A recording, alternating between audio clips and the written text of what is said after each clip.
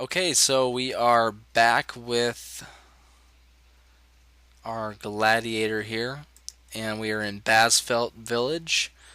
This is a village I've been leveling in, the area I've been leveling in, and I think you can take your character up to 16 or 17 here, and that's pretty much as high as you can go here, and then you have to move on to the next area, which is like on the other side of Altgrad. If you want to see it on the map, we were here, and now I moved over here. It looks like I actually have to complete a mission, so let's go do that real quick.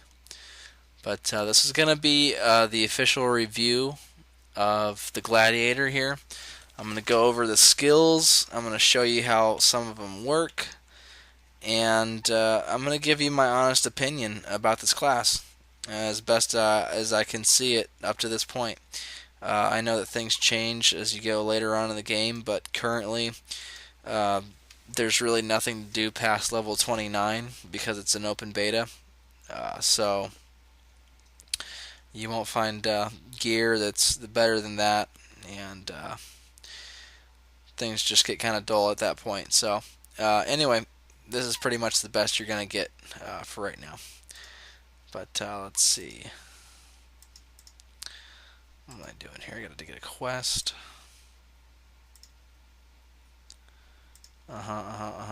Yep. Okay, great. And turn my mission in. And when a mission is complete, it will always show this sun type logo over their head, whoever the NPC is that gave you the mission, or that's currently holding the mission. So that is a completed mission, and that's exactly what we want. And I get to choose a different weapon here and that I can pick. So I'm going to go ahead and take a bow because, believe it or not, gladiators get to use bows in this game, which is kind of cool. So you can pull enemies from a range. However, you do have to carry arrows for the bow. And how you do this, there's a skill, if you look down here, called Change Weapon. It allows you to swap between two different sets of weapons. And you have your first set here, your primary weapon. It could be a two-hand, or you could have dual-wielding weapons, or a sword and shield, or whatever. And then you have two backup squares, or spaces for a backup set of a gear. And so what I do with this bow is literally I would place it in the main slot. You click the change weapon skill, it shoves it to the back, and you put your spear back on there again. And so now all you have to do, show you what it looks like here, just click that skill and it switches over to our bow here. So kind of cool. Another feature that I just totally forgot about in my first 4 parts of the explanation last night was power shards. You've probably seen a few Aion videos about this where you see a little bit of electricity on character's weapon. What these power shards do, if you're reading this tooltip right now, is they will increase your weapon damage by 15 points. And every time you hit the enemy, you'll use a power shard up. So you kind of save them for those moments when you really need an extra boost of damage, or you can turn them on only when you're using your skills and then turn them back off again. And the way to do that is you simply hit the B button, and you'll see that lightning animation around your weapon here, and it'll say you activate the golem. I don't know what the heck that means. I'm not sure why it doesn't say power shard, but in this it says golem. So once it's activated, you'll know it's activated because it'll have the glowing aura around it in your character window, and you'll be ready to go To deactivate it, you just hit B again and you're set. So that's kind of a cool feature also. Later on, the lightning effect will actually stay on the weapon um, as it's activated, instead of just sparking once and then fading away like it did there. So that's also kind of cool. What's really neat about this game is that the higher the level you get, the different kind of music changes every time you go into battle.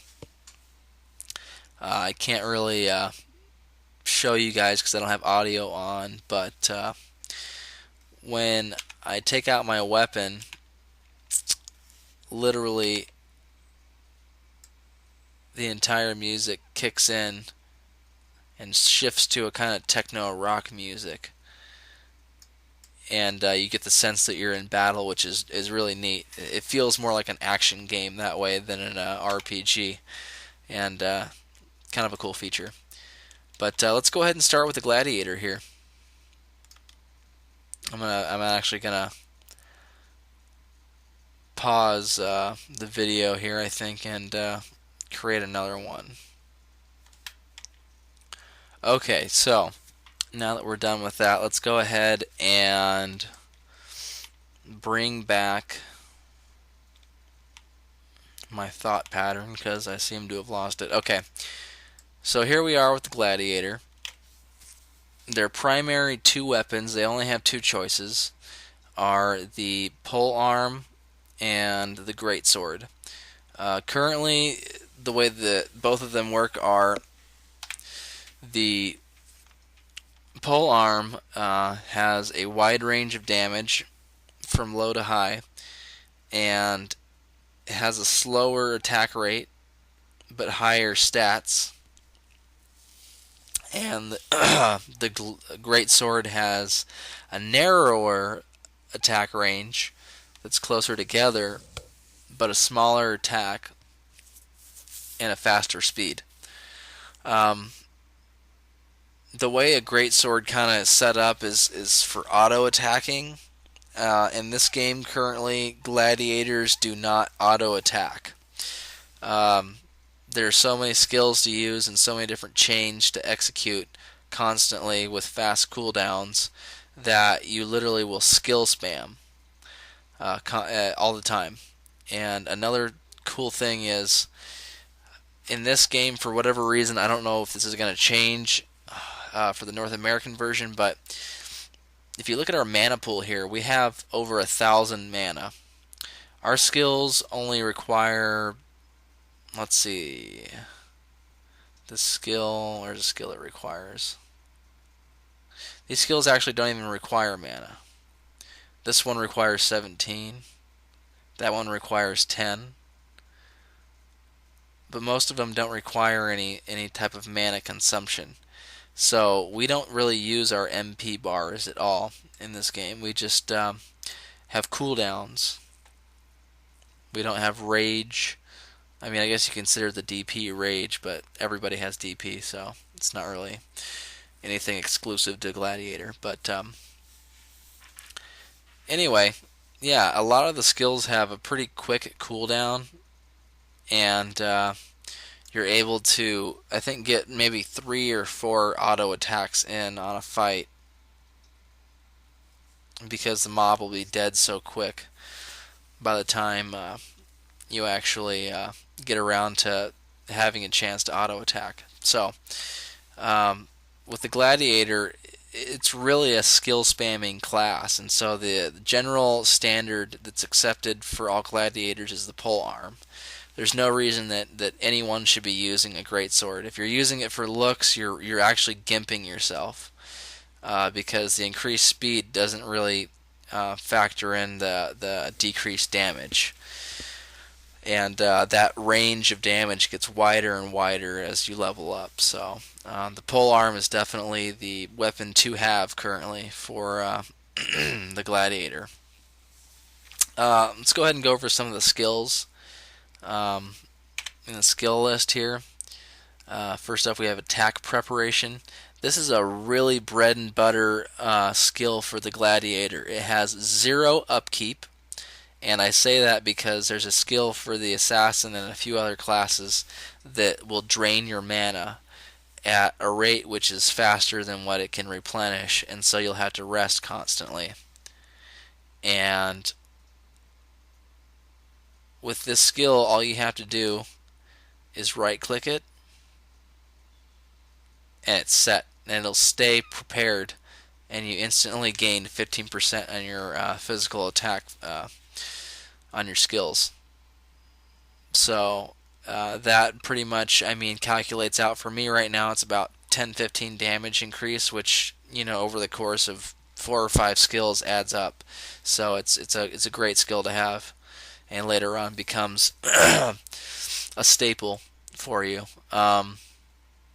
Here's herbal treatment, or herb treatment, and this is what I was talking about. This actually is the replacement to what